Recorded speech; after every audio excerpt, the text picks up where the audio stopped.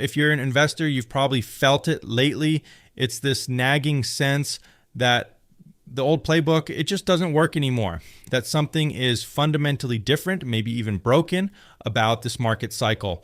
Well, let's dive into that, because what you're feeling isn't just noise, it's a signal. And that quote, it really gets to the heart of it, doesn't it? This isn't your standard market up and down.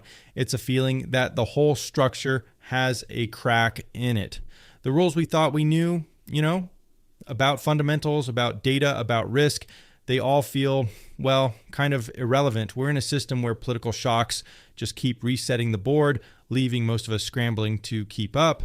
So what do we even call this new environment? Let's give it a name: the uninvestable regime. And look, this isn't about being paranoid or wearing a tinfoil hat. It's about recognizing that the investing game itself has become hostile, especially for the average long-term investor. Okay, let's break this down. The key phrase here is asymmetric uncertainty. What does that really mean? It's simple. The people closest to the centers of power, the ones making the policy decisions, they get the information first. They know what's coming, and the rest of us, we only find out after the prices have already moved. That's the huge disadvantage we're all dealing with. This slide just lays out the shift perfectly.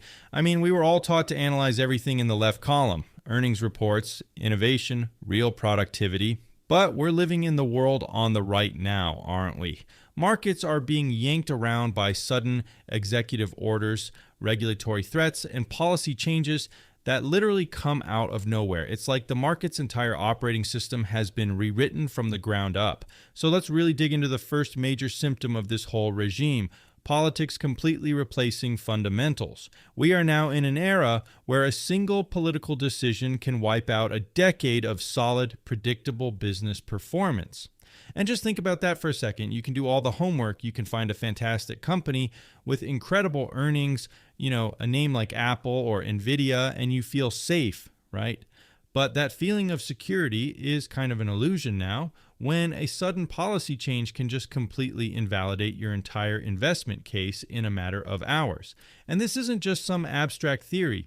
These are the specific ways it happens. A surprise tariff blows up a company's entire cost structure. New export controls can instantly shut off access to a huge market. These aren't just minor headwinds. They're like direct knockout punches to a company's bottom line, and they are totally unpredictable for anyone on the outside.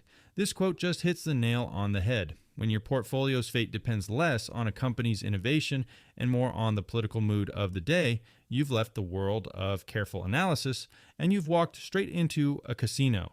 You're not really investing anymore. You're just placing bets on political outcomes. And let's just zoom in on tariffs for a second to really see the chaos they create.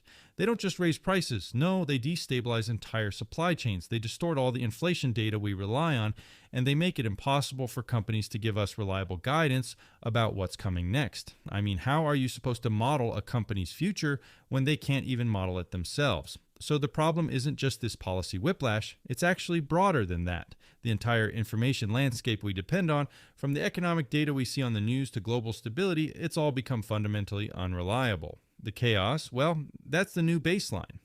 This slide is so important because we've all felt this. We're constantly told the economy is strong based on these big headline numbers, but those numbers are often lagging. They get heavily revised later, and they just don't match what people and small businesses are actually feeling on the ground. There's this massive disconnect between the official story and reality, and that just destroys trust. And here's the real trap that data lag creates. By the time the official numbers finally confirm a recession, the damage is already done. Your portfolio has already taken the hit. It's too late.